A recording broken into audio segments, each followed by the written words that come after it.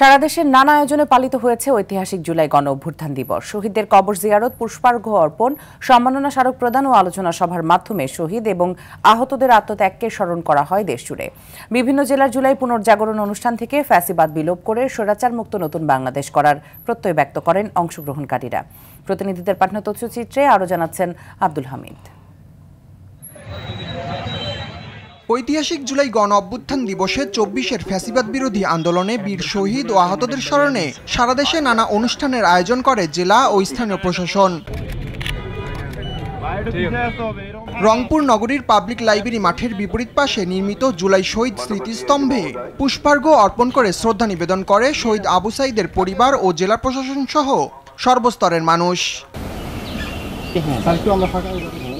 দিবসটি উপলক্ষে চট্টগ্রাম, বগুড়া, লক্ষ্মীপুর, নেত্রকোনা, চুয়াডাঙ্গা, ফরিদপুর, মানিকগঞ্জ, কুমিল্লা, চাঁদপুর, সিরাজগঞ্জ ও ঝালকাঠিতে আন্দোলনে শহীদ হওয়া জুলাই যোদ্ধাদের কবর জিয়ারত করে শ্রদ্ধা জানান জেলা প্রশাসকরা।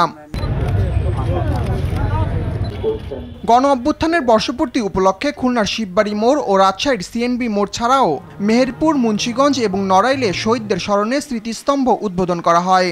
পরে সেখানে শ্রদ্ধা নিবেদন করেন আপামর জনসাধারণ।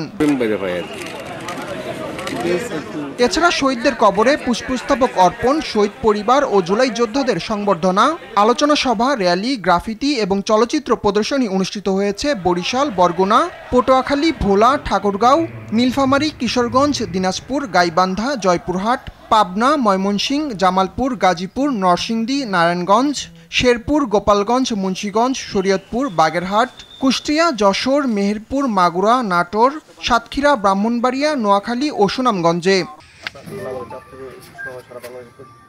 আব্দুল হামিদ, RTV।